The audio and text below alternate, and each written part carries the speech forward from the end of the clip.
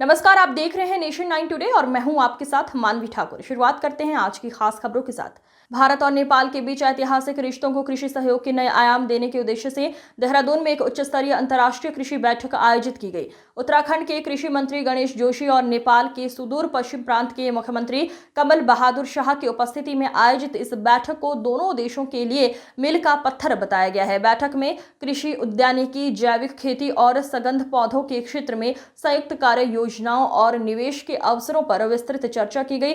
गणेश जोशी ने भारत नेपाल संबंधों को रोटी बेटी का रिश्ता बताते हुए धार्मिक, सामाजिक और सांस्कृतिक समानताओं का रेखांकित किया।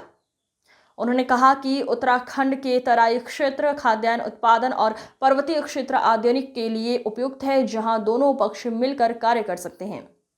आज नेपाल के सुदूर पश्चिम प्रांत के मुख्यमंत्री कमल बहादुर शाह जी के नेतृत्व में वहाँ के कृषि मंत्री और वहाँ के विधायकों का प्रतिनिधिमंडल यहाँ पर आया है, जिसमें किस प्रकार से हम अपनी कृषि, हॉर्टिकल्चर और उमा की योजनाओं का आदान प्रदान करें, कैसे इसको आगे बढ़ाएं, इन सभी विषयों पर यहाँ पर चर्चा हुई है।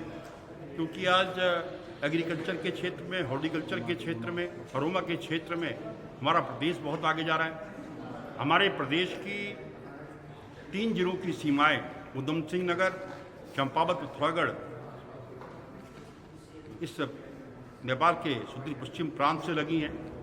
हमारी भौगोलिक स्थिति और जलवायु एक तरह की है, तो कैसे हम इसको आगे बढ़ाएं, इन सब विषयों पर चर्चा हुई है।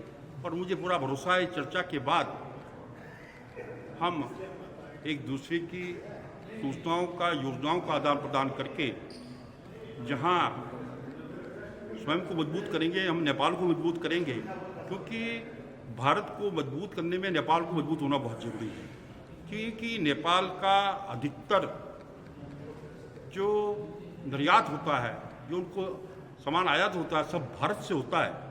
इसलिए भी इसका होना बहुत ज़रूरी है और इस दिशा में हम काम करेंगे, ये मैं कह रहा हूँ।